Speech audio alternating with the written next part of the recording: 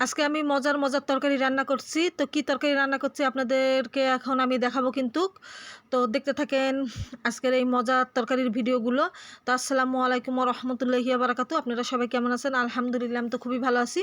তো এখানে ঝিঙ্গা আলু খুব সুন্দরভাবে কেটে নিয়েছি। তার সাথে পেঁয়াজ কুচি, মরিচ কুচি, আদা বাটা, জিরা বাটা, পেঁয়াজ বাটা, রসুন বাটা এগুলো হাফ চামচ করে দিছি। আর সাথে 1 চামচ পেঁয়াজ বাটা দিছি আমি কিন্তু।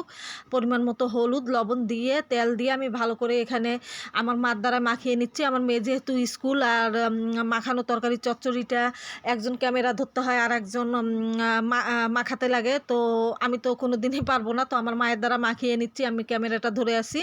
তো আমার মা কিন্তু খুব সুন্দরভাবে মাখিয়ে দিচ্ছে।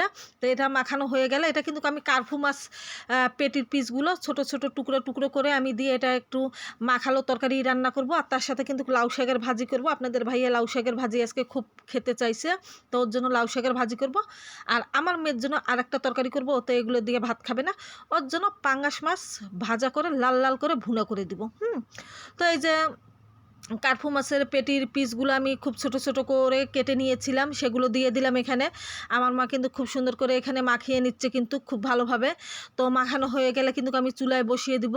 তো কেমন হয় আজকের আমার রান্নাগুলো অবশ্যই একটু কমেন্টের মাধ্যমে জানাবেন। আমার তো দারুণ মজা লাগে এই মাখানো তরকারিটা, চচ্চড়ি আর মাখানো একটু ঝোল ঝোল খুবই মজা লাগে। সেই তরকারি দিয়ে আমার ভাত খেতে খুব আমার পছন্দের একটা খাবার এক কথায় বলতে গেলে। আর অনেক মজা হয়েছিল কিন্তু লাউ শাকের ভাজি দিয়ে মনে করেন 1 প্লেট ভাত খাওয়া গিয়েছে, তারপরে এই তরকারি। তো অনেকগুলো আজকে ভাত খেয়ে ফেলেছিলাম এই কারণে। তো এখন এই যে লাউ শাক একটু ধুয়ে কড়াইয়ের মধ্যে দিয়ে দিলাম। এরপর পেঁয়াজ, মরিচ এবং রসুন কুচি এখানে দিয়ে এখন আমি সেদ্ধ করে নিব লাউ শাকটা। তো আমরা কিন্তু শাক রান্না করলে বরাবর এইভাবেই রান্না করি। তো এই পাশে এক চুলায় এই যে তরকারিটা আমার খুব সুন্দরভাবে হয়ে যাচ্ছে, আর পাশের চুলায় কিন্তু আমার এই যে লাউ শাকটা সিদ্ধ হয়ে যাচ্ছে। আমি একটু ক্যামেরার সামনে আপনাদের সামনে চলে আসলাম, মেয়ে চলে আসছে, ও একটু ক্যামেরাটা ধরলো।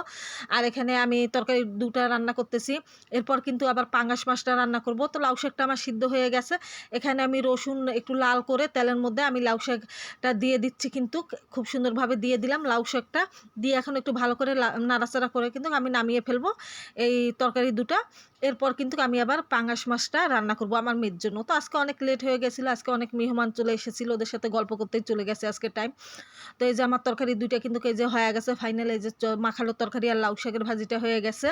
তো এরপর এখন আমি আরেকটা তরকারি রান্না করব কিন্তু খুব সুন্দর, এই যে পিসগুলো খুব সুন্দর ওরকমই আছে কিন্তু কার্ফু মাছের। এরপর এই যে পাঙ্গাস মাছ খুব সুন্দরভাবে হলদি, লবণ, মরিচ দিয়ে মাখিয়ে নিলাম কিন্তু নিয়ে এখন আমি তেলে কিন্তু খুব সুন্দরভাবে ভাজা দিয়ে নিচ্ছি। পাঙ্গাস মাছের পিসগুলো খুব সুন্দরভাবে ভাজা করে নিয়ে আমি ময় মশলা টমেটো দিয়ে একদম লাল লাল ঝোল ঝোল করে দিব আমার মেয়ের জন্য। সেটাও এই যে তরকারিটা ফাইনাল হয়ে গেছে। তো কেমন হয়েছে অবশ্যই কমেন্টের মাধ্যমে জানাবেন। আজকে 3টে